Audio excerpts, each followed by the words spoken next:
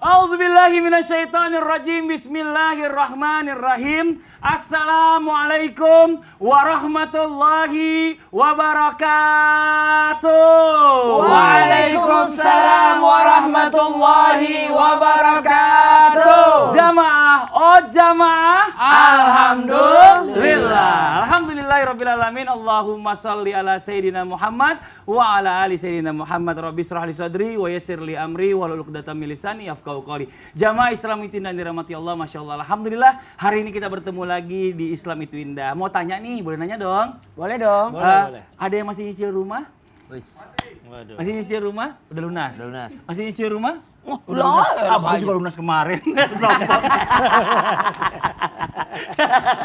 Iya, tapi Masya Allah ya, kita ini sebagai manusia ini sibuk banget ngurusin masalah dunia.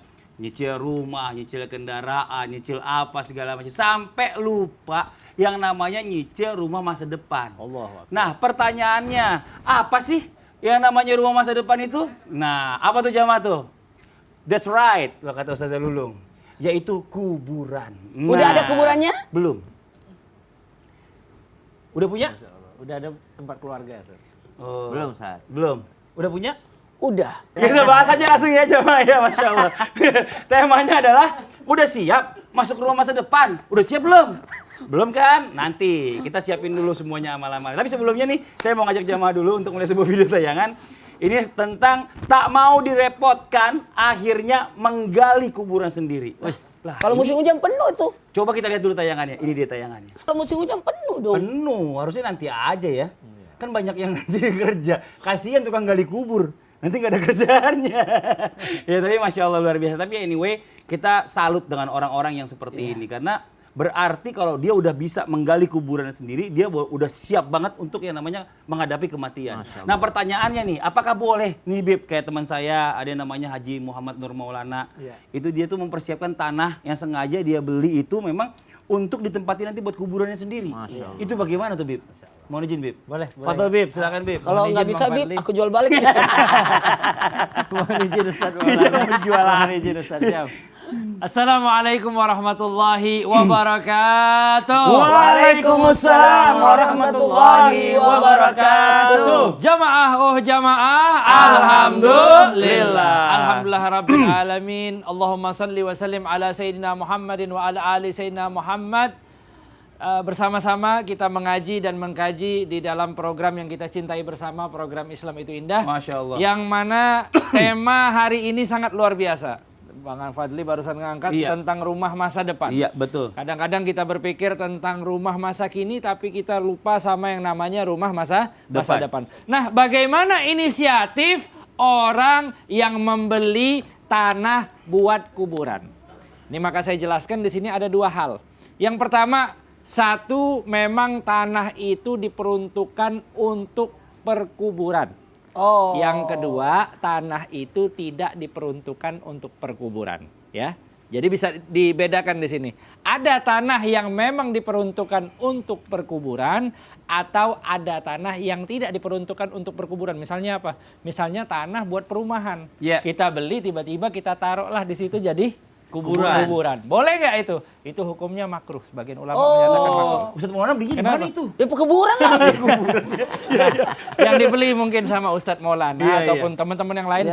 Saya paham banyak sekali di Kalimantan, di Sumatera. Ada orang yang beli tempat-tempat kuburan ibaratnya tempat dia buat sebagai kuburan dia maupun keluarganya. Wakaf jatuhnya tuh. Tempat itu telah dijatakan sebagai perkuburan tapi dibeli sama dia agar dapat pengurusan administrasi dengan baik. Oh, Masya Allah. Jadi ibaratnya mohon maaf kayak ngetek kalau bahasa kita ngetekin. Iya. Ini tempat kuburan daripada keluarga fulan dan fulan. Dan juga saya mohon maaf, saya sampaikan juga kepada para jamaah Islam itu Indah yang saya cintai, kalau ada kelebihan rezeki beli yang banyak. Kenapa?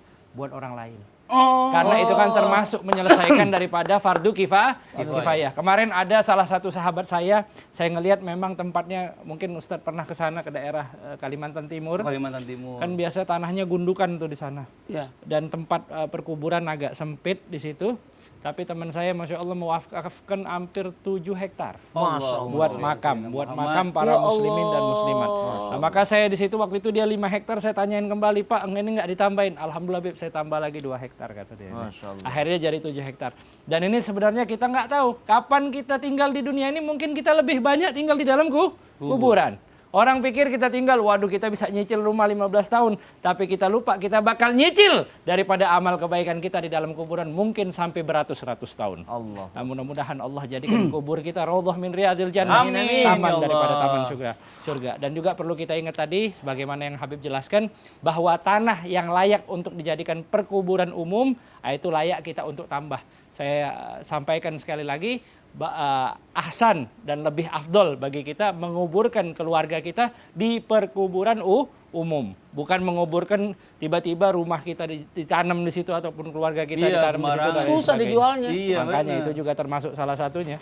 Saya banyak ngalamin di Jakarta ini, tapi Masya Allah mungkin niat mereka wallahu ta'ala alam, mungkin ada yang wakaf keluarga, kadang-kadang seperti itu. Tanah makam wakaf keluarga, ini boleh nggak? Boleh. Hukumnya boleh. Nah ini mudah-mudahan Allah Subhanahu Wa Taala jadikan kubur kita kubur yang terang benderang. Amin. Insya Allah selalu dihiasi dengan Amin. Al-Quran. Amin ya Rabbal Alamin. Nah ini buat para orang tua yang mungkin sekarang udah menyiapkan kuburnya sendiri. Ini surat-suratnya mohon izin kalau bisa diurus. Betul. Jangan sampai nanti udah nggak ada ya orang tuanya, ini anaknya berusaha untuk menjual itu tanah. Nauzubillah min dzalik. Dan itu juga banyak kejadian, Bib. Iya. Nah ini juga saya mau nanya nih buat jamaah Islam yang ada di rumah, mungkin ada pertanyaan yang sama dengan saya ya. Buat guru kita Ustadz Maulana. Ya. Ustadz, kalau seandainya gitu ya, kita nih kan lahan kan makin lama makin sempit. Betul. Nggak mungkin lahan tuh bertambah, nggak mungkin. Nggak pernah terjadi. Nah bagaimana kalau sampai seandainya kita dikubur di tempat yang sama? Nah itu apakah memang harus keluarga kita sendiri atau kita bisa bergabung dengan orang lain? Mohon izin penjelasannya Ustadz Maulana. Makasih banyak. Izin Habib dan Sasam. Waalaikumsalam. Bismillahirrahmanirrahim. Assalamualaikum warahmatullahi wabarakatuh. Waalaikumsalam warahmatullahi wabarakatuh. Jamaah. Iye. Oh jamaah. Iye. Alhamdulillah. Alhamdulillahirrabbilalamin. Allahumma salli ala sayyidina Muhammad wa ala sayyidina Muhammad. Satu bentuk pujian dan rasa syukur kita, Masya Allah, tabarakallah. Hari ini kita membahas sesuatu yang sangat menarik karena mempersiapkan untuk hari bekal kita di hari kemudian. Mohon maaf tanpa menggurui, hanya mengingatkan orang cerdas itu kata Nabi adalah orang yang mempersiapkan bekalnya untuk kedepannya, untuk hari kemudian.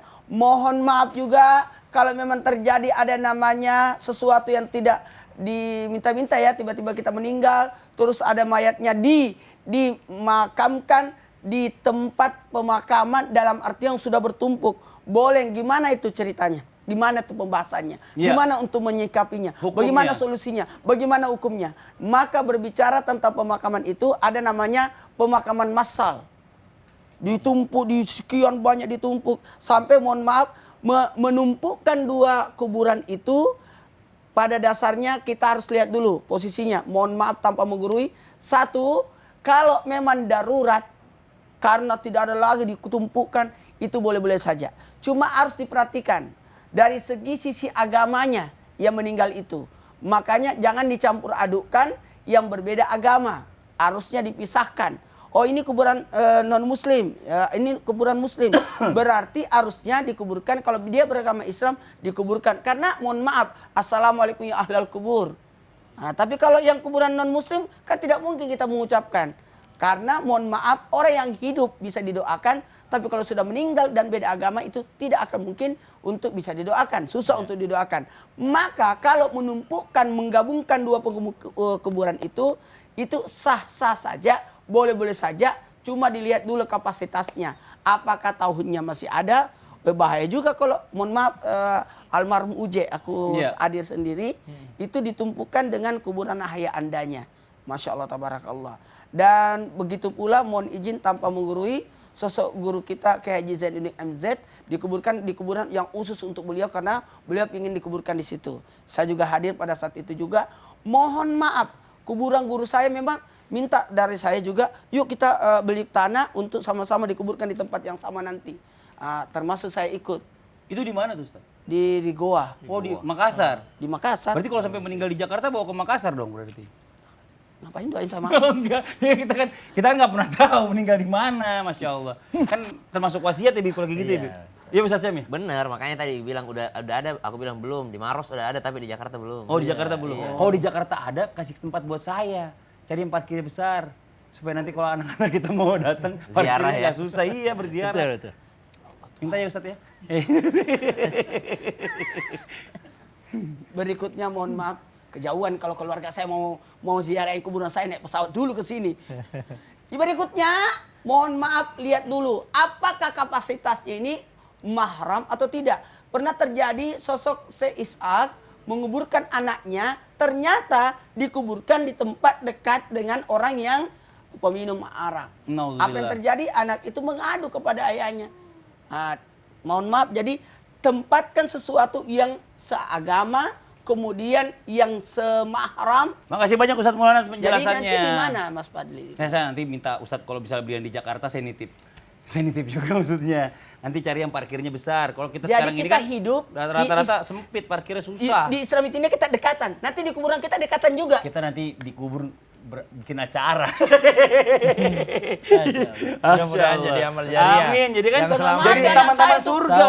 keluarga Masya saya dari Allah. Makassar mau ziarah kubur Majelis kepada nih saya taman naik surga. pesawat. Iya, Masya Allah. Sekarang kita lanjut lagi nih jamaah. Yeay. Nah kalau di rumah, di dunia ini enak. Bisa kalau kita nggak punya duit pakai DP, ya kan DP dulu, baru nanti kita bayar cicil. Nah bagaimana dengan untuk rumah masa depan nih? Bisa nggak nih ada DP-DP-an gitu, Ustaz Syam?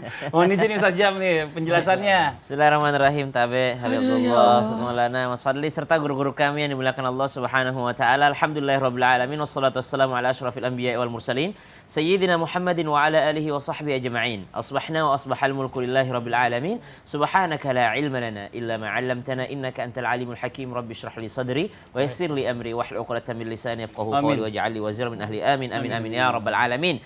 Jamaah Islam itu indah yang dimuliakan Allah Subhanahu wa taala, berbicara hari ini tentang gerbang menuju akhirat, tentang pintu di mana kita akan melihat daripada amal-amal soleh kita, ganjaran daripada amal soleh, tempat panennya. Maka berkata ulama, sebenarnya inti daripada kehidupan itu ada di dunia. Karena di dunia ini kita masih bisa menambah DP, di dunia ini kita bisa beramal. Tapi kalau udah di kuburan udah nggak beramal lagi, tinggal menikmati amalan-amalan atau pahala daripada amalan yang pernah kita lakukan di dunia. Maka selama kita masih hidup di dunia, mari kita pelajari bagaimana agar DP-nya ini udah masuk nih, berapa persen DP-nya udah masuk untuk kuburannya. Subhanallah, bisa diartikan DP ini adalah dia sudah mempersiapkan tanah kuburannya di mana.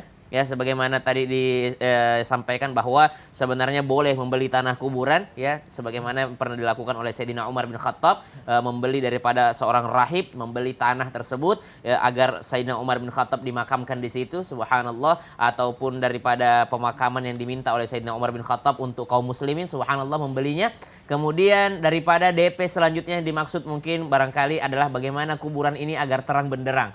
Maka DP yang dimasukkan adalah surah Al-Mulk. Bagaimana seorang setiap malamnya membaca surah Al-Mulk agar listriknya ataupun cahayanya udah masuk duluan. Subhanallah. Jadi sebelum masuk rumah masa depannya sudah diterangi duluan. Ada di antara kita beberapa orang yang mungkin belum masuk ke dalam rumah baru yang dia beli. Kenapa? Listriknya belum dipasang, subhanallah. Udah jadi bangunannya, listriknya belum masuk PLN-nya, subhanallah. Ataupun daerah yang belum masuk listriknya. Sungguh daripada walaupun semewah apapun belum ada pencahayaannya, sangat sedih rasanya. Tapi ada orang yang mau masuk ke dalam kuburannya, ternyata kuburannya sudah terang benderang. Siapa itu? Orang yang setiap malamnya sebelum tidur membaca surah Al-Mulk, berarti dia memasang lentera ataupun cahaya ke dalam kuburannya. Subhanallah.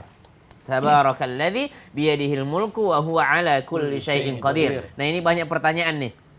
Ustadz, kalau yang dimaksud sebelum tidur, kalau saya sebelum tidur itu kan udah nggak pakai mukena, udah nggak pakai jilbab, boleh nggak saya baca surah Al-Mulk? Boleh saja, tapi tidak beradab.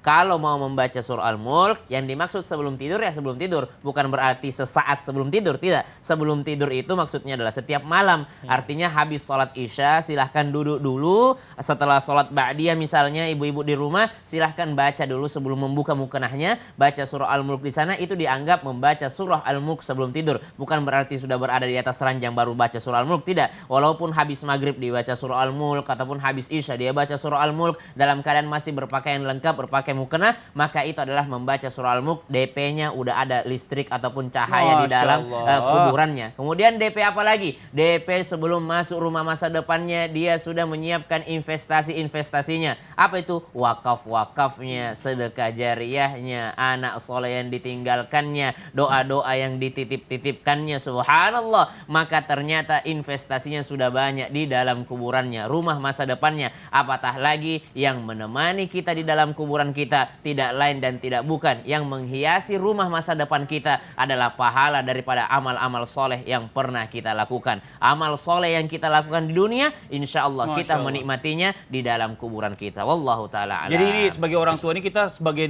DP kita tadi Al-Mulk tiap malam. Betul. Mendidik anak biar anak soleh Betul. bisa mendoakan, jangan sampai Betul. pakai MP3 di kuburan, ya kan? Karena zaman sekarang ini ya Allah nauzubillah min zalik. Banyak saya datang ke kuburan kalau lagi ziarah ke tempat ayah saya atau ibu saya itu orang itu nggak hafal dia. Allah Dia nggak bisa Akbar. tahlil dia Betul. kasarnya gitu. Jadi dia bingung. Akhirnya dia pesan apa? Setel MP3 itu. Allahumma sholli ala sayyidina Muhammad ya Allah. Nah sekarang I have a question for you. Waduh. Oh, Aku harus jawab apa ini? How is the mother Ah, of Christ? how is the mother of grave in Islam? Ya itulah maksudnya. Can you explain with us? Itulah. Gak bisa saya. Say in English, Saya please. no English. No English, what? No English. No English. Jangan begitulah. No English, no English. Oke, Tinggal baca Ustaz. where you going? Gini.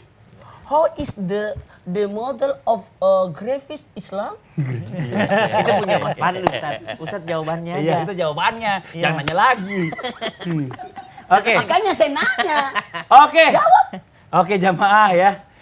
Kita tunggu jawabannya after this break. Ya, tetap di Islam itu indah. Jamaah, jamaah. gampang itu. Iya, Alhamdulillah. Suruh jawab, menyelah.